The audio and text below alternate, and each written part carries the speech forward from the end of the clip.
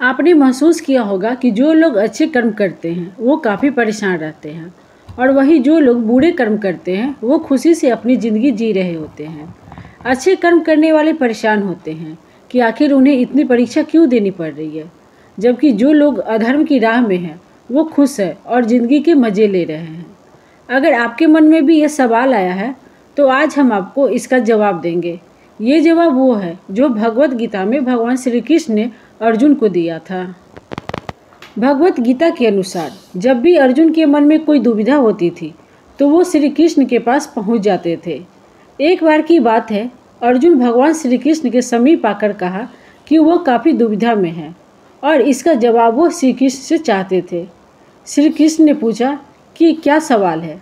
अर्जुन ने कहा, मुझे ये जानना है कि अच्छे लोगों के साथ हमेशा बुरा ही क्यों होता है और वही बुरे लोग इतना खुश कैसे दिखते हैं।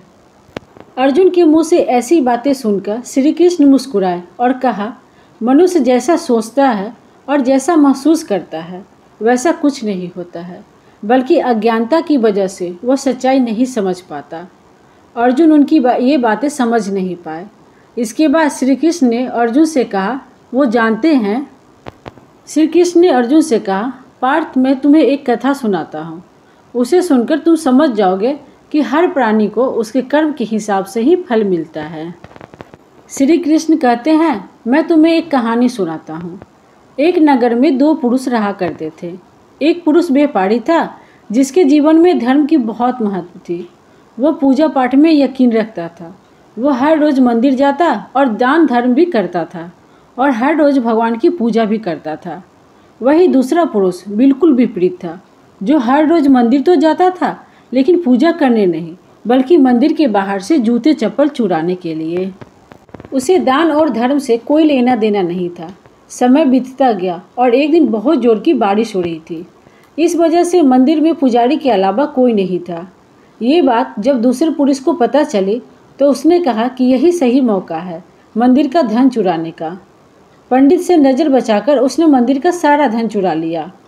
उसी समय धर्म कर्म में विश्वास रखने वाला व्यक्ति भी मंदिर पहुंचता है। दुर्भाग्य से मंदिर के पुजारी ने उसे ही चोर समझ लिया और चिल्लाने लगे। वह बहुत से लोग जमा हो गए और सभी ने मिलकर उसे बहुत मारा। किसी तरह वो बचते बचाते वहाँ से निकला तो दुर्भाग्य ने उसका साथ वहाँ भी नहीं छोड़ा। मंदिर के बाहर वो एक गाड़ी से टकरा गया और घायल हो गया। फिर वो व्यापारी लंगड़ाते हुए घर जाने लगा तो रास्ते में उसकी मुलाकात उस पुरुष से हुई जिसने मंदिर से धन चुराया था। उसने कहा, आज तो मेरी किस्मत चमक गई है, एक साथ इतना सारा धन मिल गया।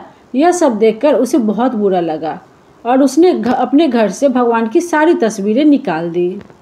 कुछ सालों बाद दोनों की मृत्यु हो गई। मरने के बाद जब दोनों यमराज की सभा में पहुँचे और भले पुरुष ने दूसरे व्यक्ति को देखा तो उसे बहुत गुस्सा आया। उसने क्रोधित होकर यमराज से पूछ ही लिया, मैं तो हमेशा अच्छे कर्म करता था, दान में विश्वास रखता था, इसके बदले जीवन भर मुझे अपमान और दर्द ही मिला और इस व्यक्ति को नोटों से भरी हुई पोटली कैसे मिली? आखिर ऐसा भेदभाव क्यों? इस पर यमराज ने कहा, पुत्र, तुम गलत समझ रहे हो। जिस दिन तुम्हारी गाड़ी से टक्कर हुई थी वो दिन तुम्हारे जीवन का आखिरी दिन था, परंतु तुम्हारे अच्छे कर्मों की वजह से तुम्हारी मौत सिर्फ एक छोटी सी चोट में बदल गई। तुम इस दुष्ट व्यक्ति के बारे में जानते ही क्या हो?